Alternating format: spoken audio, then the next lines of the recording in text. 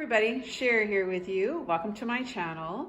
So today I'm really excited to share with you my very first Christmas fairy garden, mini garden, whatever you want to call it, of the season. I'm really excited with the way this one turned out. This one's actually going to be going with me to work. Tomorrow I'm going to be putting this on our reception desk, and this is what's going to greet our patients for the month of November and December. And yeah, I put this together with very little money, just supplies that I already had at home, and many of these items actually came from either Dollarama or Dollar Tree. So let me show you how I put this together. So the first step in making any kind of fairy garden or mini garden is to choose your container. Now I have chosen this little basket in particular because it wasn't too big, and we don't have a ton of space on our little reception desk, so I wanted something that was a little bit more on the smaller side, but I'm still able to get a lot of different pieces in here and make it very Christmassy. The next step is to line it with some kind of heavy-duty plastic, which I did, and then I put my potting soil in, and I went ahead and I planted these two little plants. These are real. I've actually watered them in really, really well, and then all I did was just take some of these little white pebbles that I got from Dollar Tree and covered up the soil. I quite often do that with my fairy gardens. I don't like the look of just the potting soil. So I either fill it and cover it with moss or colored rocks. This case I decided to go with the white because it kind of looks like snow and it just makes it look more wintry.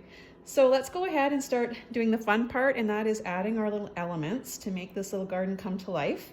The first thing I did was I just wound a package of these little mini lights that I got from Dollar Tree, and they come in a 16 count now, which is awesome. You get more bang for your buck, or I guess for all those that live in Canada, $1.25. And so that's the first thing I did, was I wound them around the handle here. I figured that would just be really nice to kind of light up my little basket here. And then the next step is to go ahead and put your biggest piece in, and your feature element, which is, for me, is this little house. I actually got this at Dollarama. It was $4. I bought this last year, so I've had that in my stash for a little while, and it does light up. So I thought that was really, really cute. So I'm going to turn this off, and we'll just put this right into place here. When I was planting my plants, I kind of took this into consideration. I made sure that I was going to have enough room for this little house because I knew this is where I was going to put it. So you do have to plan ahead a little bit with the placement of your plants for sure. And people ask me too about watering. I water these probably, like I said, I watered them in really good when I made it, and they probably won't need to be watered again for at least 2 or 3 weeks. This container doesn't have any drainage holes in the bottom, so you don't want to overwater your plants if you're doing something small like this, because the roots will rot, and they're sitting in a bunch of water. They just don't do that well. And these plants in particular actually do well if they dry out in between watering anyway. So if you kind of forget about them and neglect them a little bit, they're going to be just fine. Yeah, probably every 3 weeks or so is going to be plenty as far as watering these go. And you just have to be kind of careful, just go a little bit at a time, kind of keep it in the area. Sometimes I'll even tip the container a little bit just to get it where the water needs to go and keep it in that area so it doesn't wreck all your, if you have sand or if you have rocks and stuff, you don't want the dirt kind of pooling on top of the rocks, and it kind of makes everything look messy that way. Now the next thing I think I'm going to put in are the little trees here in the back. So this one is actually just an ornament that I got from Dollar Tree. I bought some of these last year too, and these look amazing in little fairy gardens. They are just the perfect addition for a winter garden. So I'm actually going to tuck that one, I think, right back in there. And then I also have some of these red little berries. I got these from Dollar Tree. I'm going to add this back in here just to give that a little bit of height and a little bit of interest back there. This little tree I actually got last year from Dollarama as well. I think this was $2 or $2.50, something like that. So for a nice big tree like that, this is a great statement piece as well for your little gardens. And I'm going to tuck this right in here. Don't be afraid to move your little plants around. Don't be afraid to cut them as well if they're not working for you. I already kind of give this little ivy a little haircut, so I think that looks nice right like that.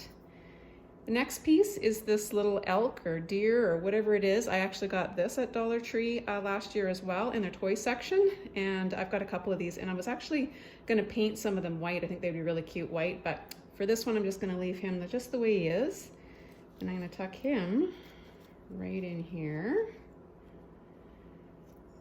Next is this cute little Welcome to the North Pole sign. I picked this up a couple of years ago. It was on clearance. I can't remember if I got it at Michael's or where I found this one, but that's what I like to do.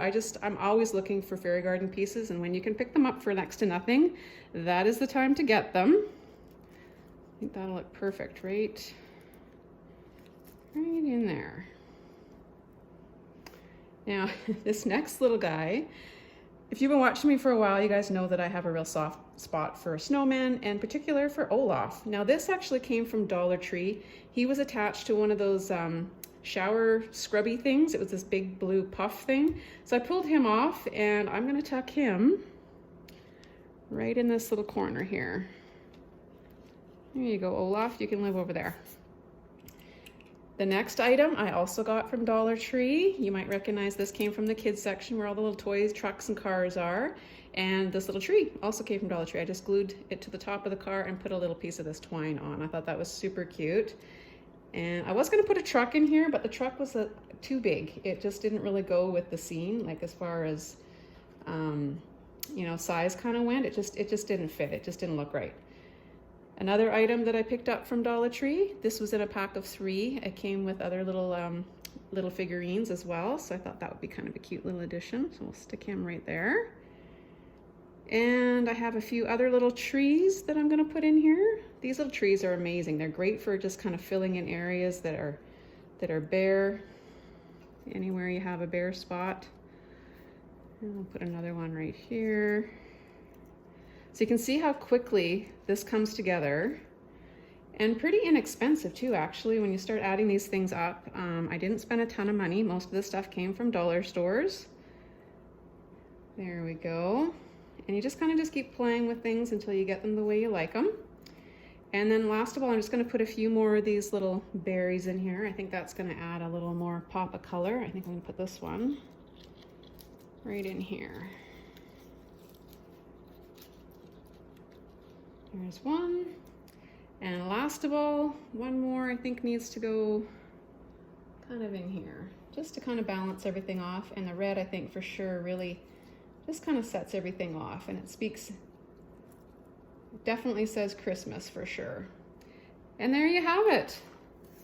There is a really cute, fairly inexpensive, and very personalized little, it could be a gift for somebody, it could be something for yourself. I would actually enjoy having something like this just sitting out on my counter over the winter holidays. I think that would be really cute.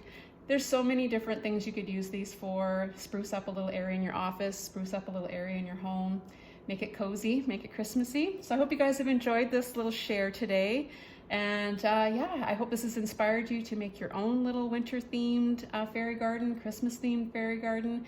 This is the first of a couple more hopefully to come. So make sure you stay tuned for those.